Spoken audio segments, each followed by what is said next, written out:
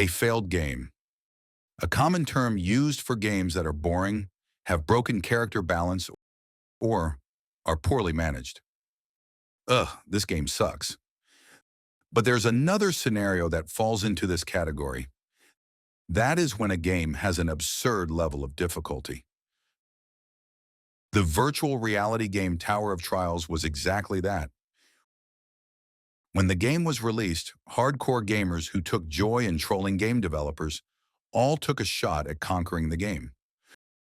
For 365 days a year, they played without sleeping or eating.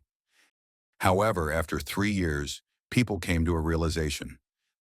The game was impossible to clear, and it wasn't an exaggeration. It was the literal truth.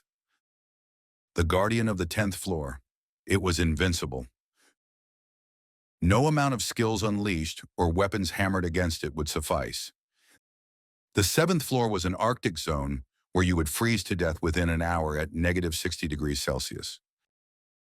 And the 8th floor awaited you with a labyrinth stretching 10,000 kilometers. The game wasn't designed for fun, it was designed to torture whoever dares to play it. Ugh, this game is cursed. So not long after, the game crashed and burned. Or more accurately, it almost crashed and burned. There were still a few hardcore gamers who challenged its hellish difficulty. One of them was Kang Jinhyuk. Before we continue, don't forget to like, subscribe, and hit the notification bell to receive awesome new content from this channel. Or else.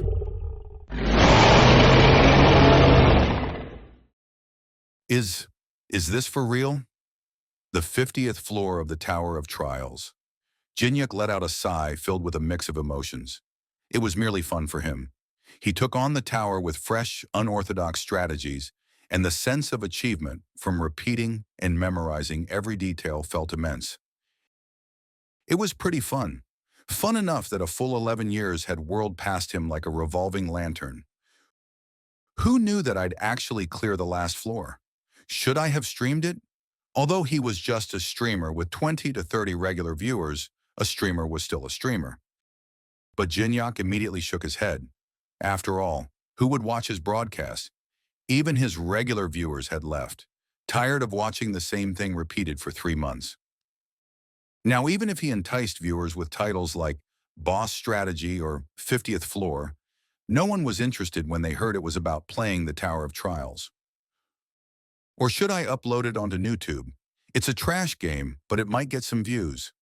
A 10-minute edit of the final result could attract some attention.